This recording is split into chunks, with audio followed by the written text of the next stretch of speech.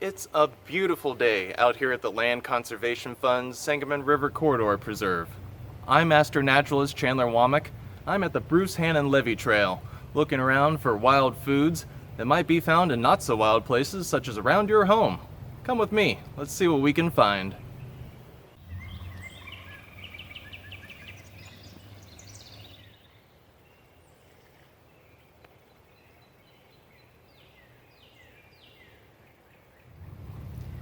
When collecting wild plants, it's very important to make sure that you have a positive ID. Be sure to check with multiple field guides and online sources to make sure that what you've collected is edible. One thing to be sure of when collecting plants outside of the garden is that it's not in a polluted area. Treated yards, areas that receive roadside runoff, and places where four-legged friends may visit frequently are not places you probably want to be looking for plants to eat.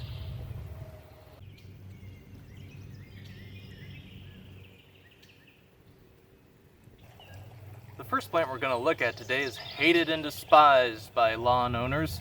It's also our state flower, the wild blue violet.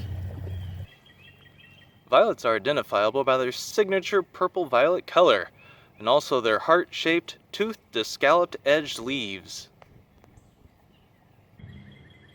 Violets are bilaterally symmetrical. If you flip one upside down, you can even imagine that it's got a head, 2 legs, and 2 arms with hairy armpits.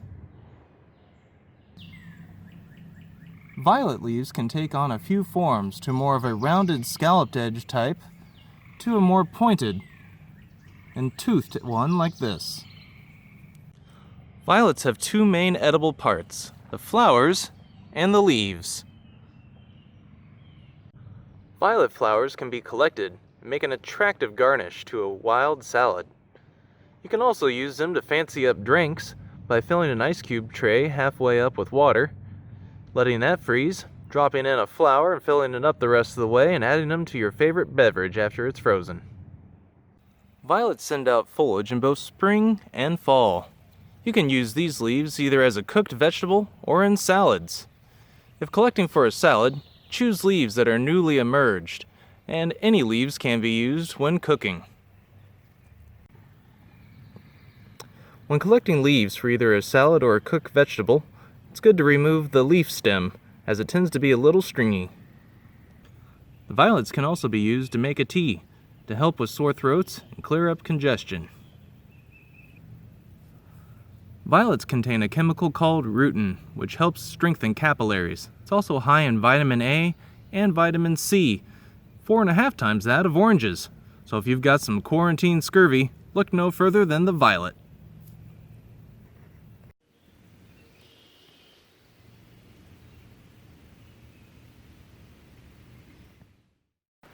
The next plant we're going to be looking at needs no introduction. The dandelion is one of the most well-known edible plants found in the landscape. It's also one of the most misunderstood, often being collected in the wrong habitat, at the wrong size, wrong time of year, and with the wrong expectations. The most commonly used part of the dandelion are the dandelion leaves, or greens.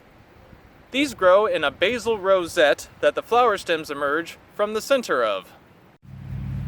The most common complaint about dandelion greens is that they're way too bitter.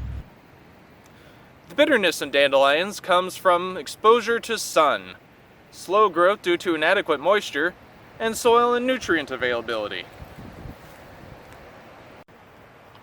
When collecting dandelion greens, it's best to do so in areas that are receiving partial shade, plenty of moisture, or competition through other tall plants such as grasses, which can work to partly shade them. Often the leaves of the ones that you're wanting to collect will be sticking up instead of laying flat against the ground.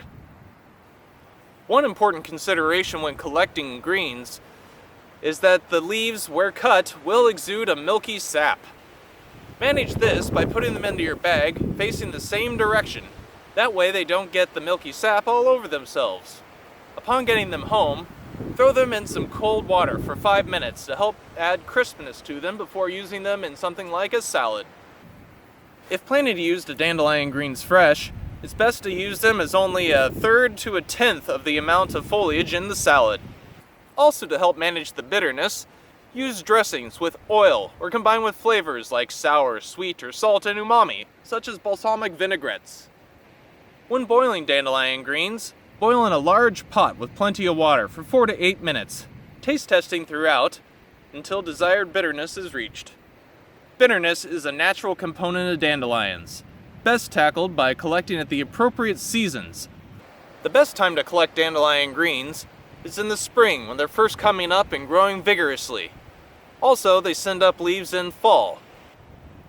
Now that the leaves are covered, let's take another look at the rest of the dandelion, for all of it is edible.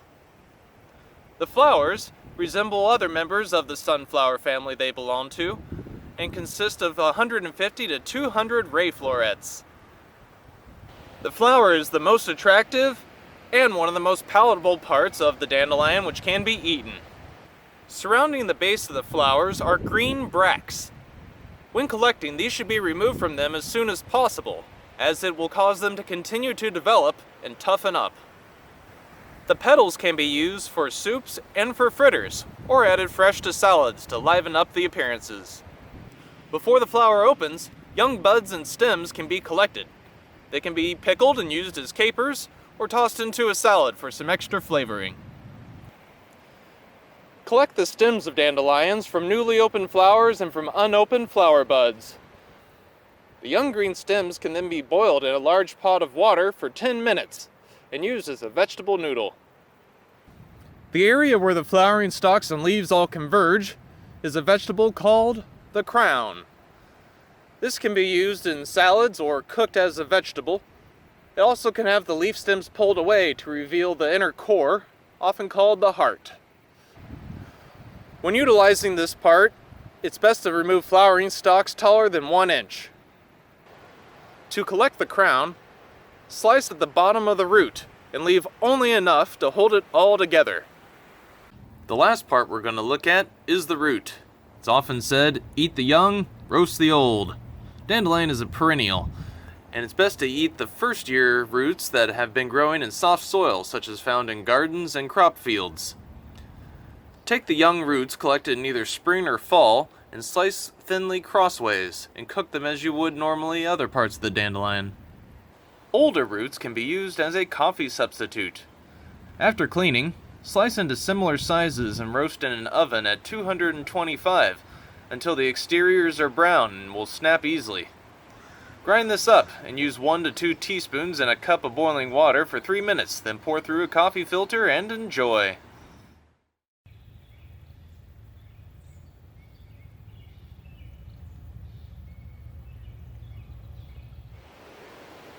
The call has gone out, and so might have you, to hunt for garlic mustard. This European native was first introduced in 1868, and it made its way from the east to Pacific coast by 1948. This prodigious spreader does so by producing up to 7,900 seeds in a season. Compare that to some of our native trilliums that may only produce up to 60 seeds. They just can't compete. One silver lining concerning garlic mustard is the fact that it is edible, and one of the main reasons why it was first brought over. One thing to look out for with garlic mustard is its bitterness. Basal rosettes of garlic mustard are usually quite bitter until after the first frost, in which they sweeten up and after a boiling can easily be used to add into multiple dishes. When cooking with garlic mustard, there's a few considerations that you should keep in mind. Managing the bitterness and managing the garlic flavor. Despite its name, the more you cook with garlic mustard, the less garlic flavor it will have. Also, the more you cook it, the less bitterness it will have. So if you're looking for a dish to have a garlic punch, you might have to add actual garlic to it on top of the garlic mustard. The leaves of first-year plants are usually round, somewhat heart-shaped, and with kind of a scalloped edge to them. Upon sending up its flowering stalk, the alternate leaves will also change in appearance, becoming more elongated, losing their round heart-shaped form and becoming more triangular with deeper teeth lobes. The flowers of garlic mustard are white, with 4 petals borne at the end of the flowering stem, with long seed pods called calyx borne underneath. Another way to identify garlic mustard is when pulling it out, its taproots often have a bend to them. Early in the season, the flowering stalks of garlic mustard can be collected, Best time to do that is after they've bolted, but before they're in flower. Usually if you look out into a population, that time is when you only see just a few starting to bloom. When collecting flowering stems, use the snap method. Run your fingers up the stem until it snaps brittly. When home and ready to use, cut off the bottom inch, as it still tends to be pretty tough, and then boil in a good amount of water until ready. When using garlic mustard leaves in a dish, first thing to do is to cut off the leaf stem or petiole, as that tends to be tough.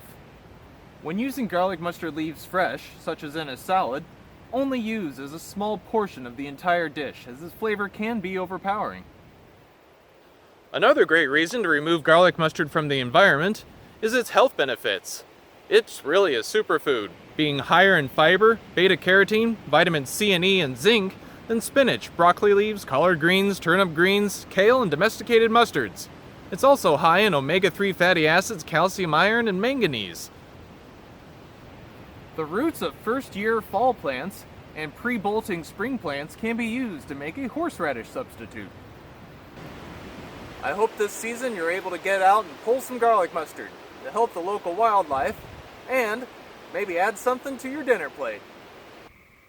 I hope you found something that you're willing to give a nibble. I've really enjoyed exploring the Bruce Hannon Levee Trail today. There's all sorts of great wildflowers and animal experiences to be had. If you'd like to learn more about the LCF sites, find them at landconservationfoundation.org or find out more on their Facebook. If you're on one of their sites and snap a great picture, let us know by giving it hashtag LCFNature. If you'd like to see more videos like this, please subscribe and hit that notification bell so you can know when we release our next video. I've been Master Naturalist Chandler Womack. Get out there and explore.